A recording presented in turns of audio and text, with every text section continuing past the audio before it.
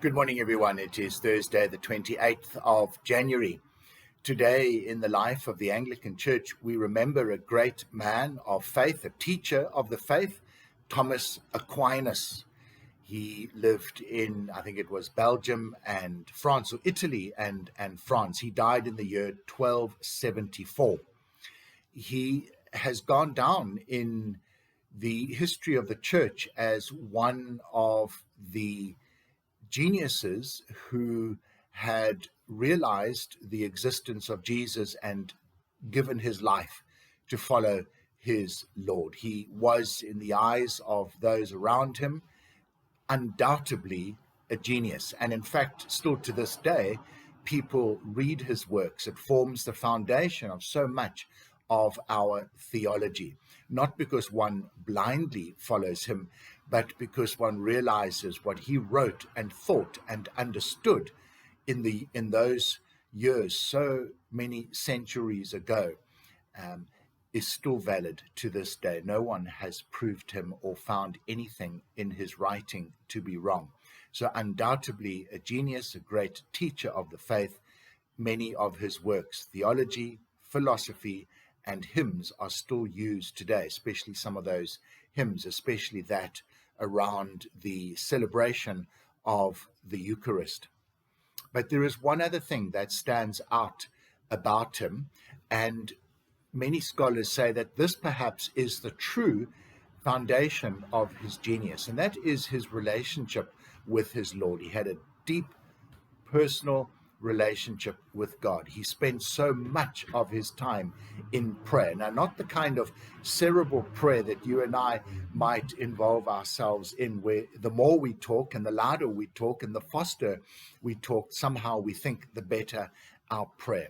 It would seem to me that Thomas Aquinas had a level of prayer that was at that level of deep, intimate relationship, perhaps similar, but better than what we might have with our spouse.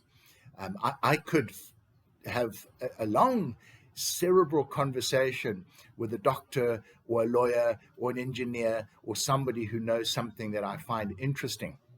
But it's when I sit down with Jenny that I realize just how deep the relationship is, and we communicate at a far deeper and better level. Now, Thomas Aquinas had developed that with his Lord, and for many, this was, as I said, the source of his genius.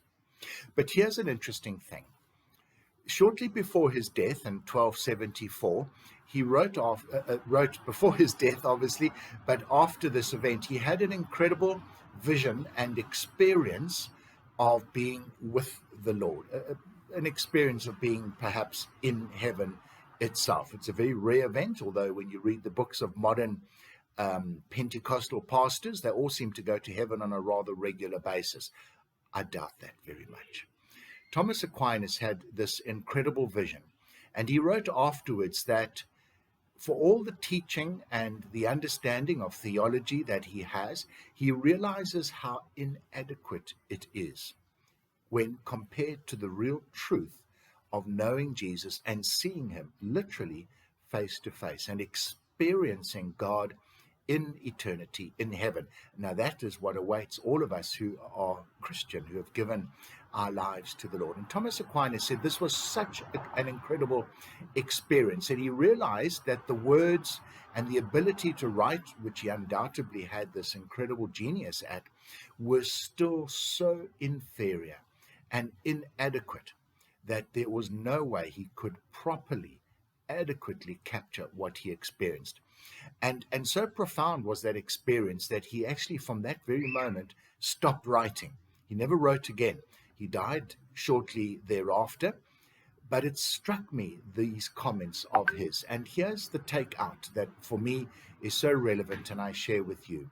What is your relationship with the Lord like? Is it simply on some cerebral level, or are you striving to have that deep, intimate relationship, a friendship with the Lord, where prayer doesn't have to be vociferous, voluble words? It can be just sitting in the presence of God, talking to him as you would a friend.